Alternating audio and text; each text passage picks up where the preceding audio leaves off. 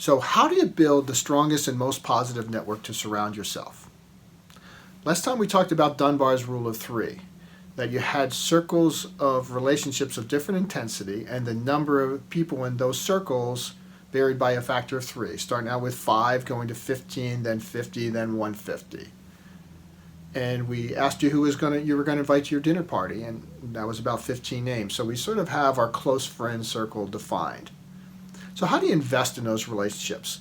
So Dunbar's rule of three, part of his research tells us that the frequency and the duration of time you spend with each of those groups is important. And if you don't make the proper investment, then your friendship will start to dissipate a little bit over the course of months. So for your inner circle, your closest 5 friends, you should be interacting with them weekly.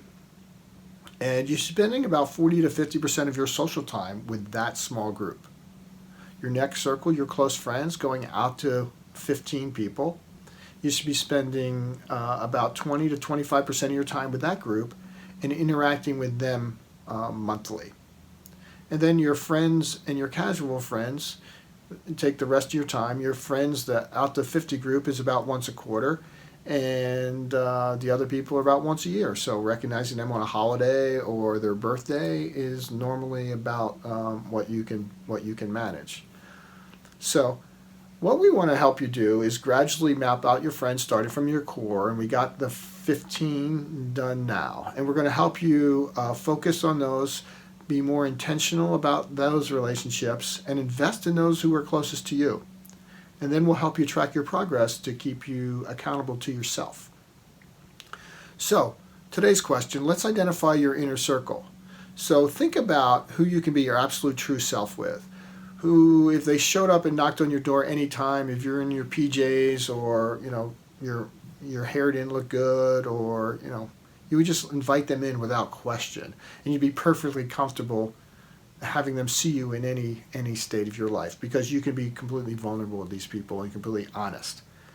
So, or if there are people that you would call if something bad happened, who would you feel comfortable sharing your innermost self with? Most people have about 3 to 7 people in this category. So let's take a look at that list of 15 people that you provided for your dinner party and pick out around 5 or so people that you feel are in your inner circle. And if you feel like you missed somebody on that dinner party list, feel free to add them. So at the end of the day, we will know who our inner circle is, and we'll have a good picture of our close friends. And then we'll start interacting with them to make the right investment to sustain and strengthen those relationships.